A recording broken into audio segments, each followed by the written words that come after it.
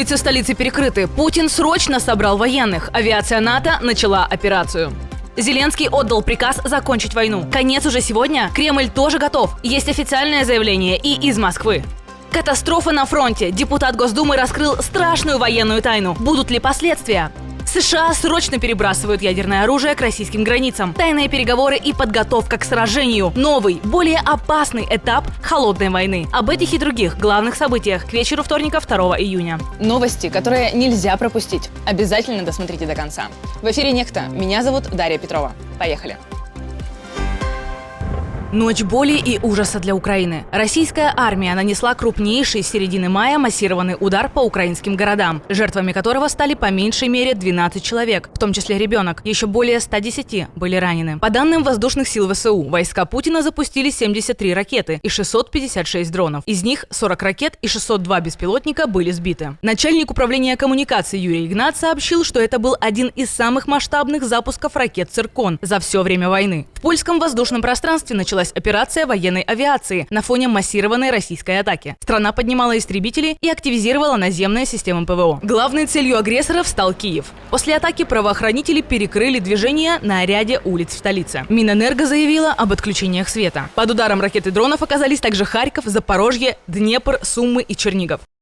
Россияне пользуются своим единственным преимуществом, которое у них осталось – баллистикой. Это не спасет Россию. Она уже горит и будет гореть еще больше. Украина победит. Российская Минобороны цинично отчиталась об ударе высокоточным оружием по предприятиям ОПК Украины. С каких пор в оборонке задействован китайский салон электрокаров в Киеве, у Белоусова не уточнили. Атака произошла всего через несколько часов после экстренного совещания Владимира Путина с другими представителями российской геронтократии. Киевская верхушка решила открыть новую страницу в череде своих преступлений.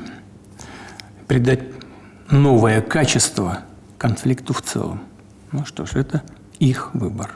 Разрушение жилых домов и другой гражданской инфраструктуры стали якобы ответом на удар по Старобельску и штабу ФСБ в Геническе. Или, как говорит Путин, в Геническе Генпрокурор РФ, читая с листочка, назвал и виновных. Командующего СБС Украины Роберта Бровди, военнослужащих 414-й бригады «Птицы Мадяра» и главу Главного управления разведки Украины Олега Иващенко. Что ж, не первые и далеко не последние угрозы украинскому военному руководству. Москва явно ищет способы быстрой капитуляции Украины. Результаты на фронте у оккупантов неутешительные, а военные аналитики все чаще говорят о переломе ситуации в пользу Украины. ВСУ, в свою очередь, методично увеличивают российские потери, разбивают логистику и сжигают российскую нефтянку.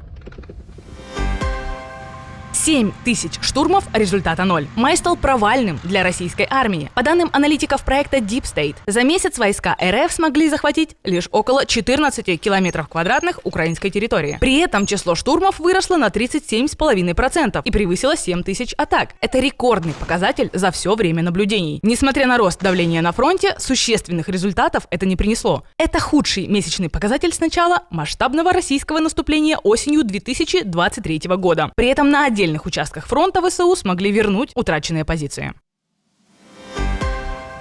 Юг России в огне. В 4-й раз с начала года Украина ударила по Ильскому НПЗ. Завод является ключевым звеном в обеспечении топливом подразделений Южного военного округа РФ. Кроме того, предприятие играет важную роль в поставках горюче-смазочных материалов на территорию временно оккупированного Крыма. Согласно подсчетам Астра, это как минимум 16-я атака на данный НПЗ. Куда-то попали, нихуя опять. Черти.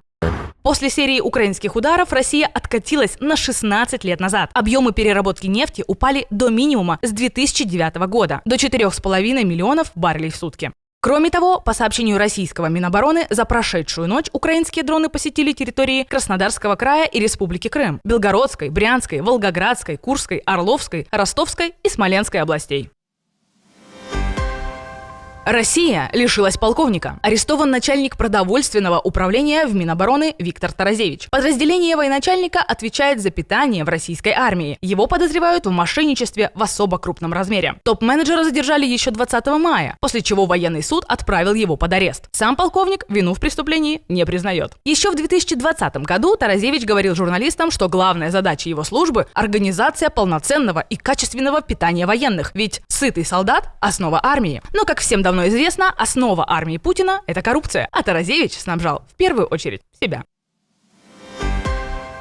Под носом у Кремля работают не только проворовавшиеся чиновники, но и западные разведки. ФСБ заявила, что раскрыла широкомасштабную акцию иностранных спецслужб по установке вредоносного ПО на телефоны российских чиновников. Сначала спецслужбы взламывают устройство, а после сбора компромата жертвы слежки системно попадают в санкционные списки США и Евросоюза. В ведомстве назвали это многоуровневой операцией с далеко идущими последствиями. Другие подробности в ФСБ раскрывать отказались.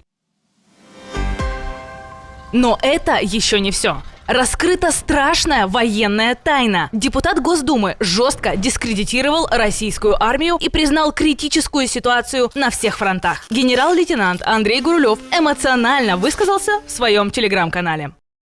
СВО окончательно перешло в формат жесточайшего позиционного тупика. Если кто-то думает, что мы сможем победить в этой технологической мясорубке старыми методами и красивыми докладами, снимите розовые очки. Хватит питать иллюзии, что вот-вот прорвем. Не будет этого, пока кардинально не изменим подход. Раскритиковал депутат и методы ведения войны. Точнее, беспомощность путинской армии.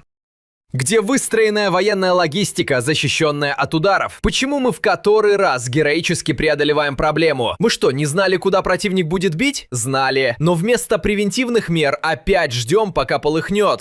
В публикации также сказано, что якобы принято принципиальное решение о проведении осенью новой мобилизации. И по словам Гурулева, она приведет не к прорыву, а к новым жертвам. И казалось бы, наконец-то начинают прозревать даже самые закаленные, а местами и проспиртованные сторонники Кремля. Но не тут-то было. Гурулев в разговоре с RTVI дал понять, что к этой публикации он отношения не имеет. Нет у меня телеграм-канала, это не мой телеграм-канал. Через 10 минут после публикации в канале Гурулева в Максе появился пост о том, что аккаунт в Телеграм был украден. Тексты оттуда распространяются врагами, а сам депутат попросил не вестись на провокации. Очень удобно, не находите?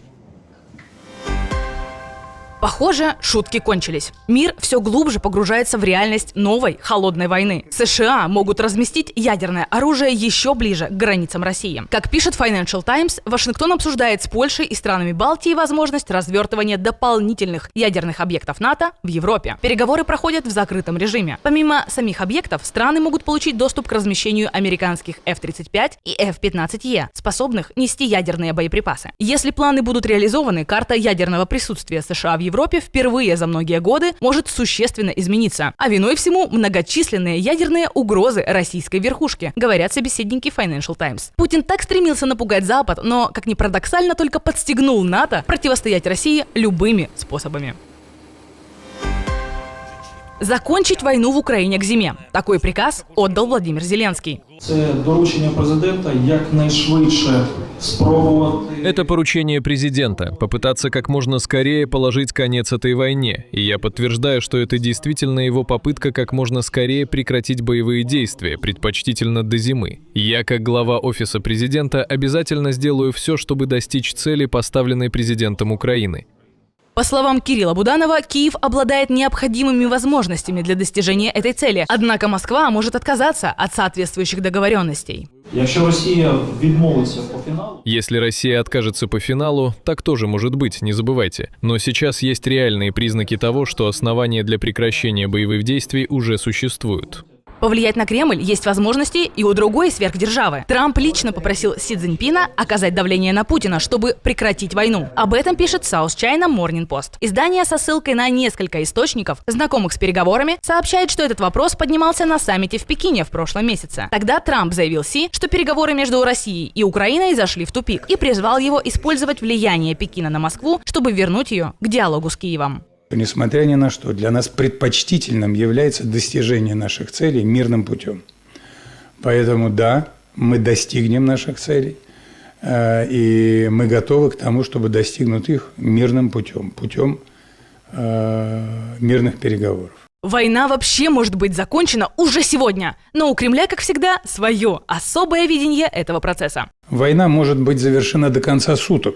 Для этого Зеленскому необходимо дать приказ своим вооруженным силам покинуть территорию российских регионов. Только в российских регионах сил обороны Украины нет, а со своей земли они никуда не уйдут. По приказу Зеленского или уж тем более без него. Максимальное давление и угроза тюремного заключения. Президент США пошел в разнос. В ходе эмоционального разговора с премьер-министром Нетаньяху Трамп резко раскритиковал действия Израиля. Об этом Axios сообщили 3 источника, знакомые с содержанием разговора. Ты, блядь, сумасшедший. Ты бы уже сидел в тюрьме, если бы не я. Я спасаю твою задницу. Теперь все тебя ненавидят. Все ненавидят Израиль из-за этого. Ранее Иран пригрозил прекратить переговоры с США из-за действий Израиля в Ливане, а Трамп заблокировал план Израиля нанести удар по ливанской столице. В то же время Израиль пока согласился не наносить удары по целям Хезболлы, сообщил Axios израильский чиновник. Министр национальной безопасности Израиля Итамар Бен-Гвир призвал Нетаньяху отклонить предложение США о прекращении огня в Ливане и продолжить наступление против Хезболлы. Господин премьер-министр, вы сказали, что сильный премьер-министр говорит президенту Соединенных Штатов «да», когда это возможно, и «нет», когда это необходимо. Сейчас настало время сказать нашему другу, президенту Трампу, «нет». Сейчас настало время сделать все необходимое, чтобы нанести удар по Хезболле, дать волю нашим бойцам и восстановить безопасность на севере. Несмотря на якобы отмену приказа, Иран пригрозил ответными ударами и призвал жителей Северного Израиля к эвакуации. Заявление КСИР цитируют по иранскому телевидению. Учитывая неоднократные нарушения режимом прекращения огня, в случае реализации этой угрозы мы предупреждаем жителей северных районов и военных поселений на оккупированных территориях покинуть этот район, если они не хотят, чтобы им причинили вред. На этом пока все. Спасибо, что досмотрели до конца. Не забудьте подписаться на канал, чтобы не пропустить ничего важного. И до встречи уже утром.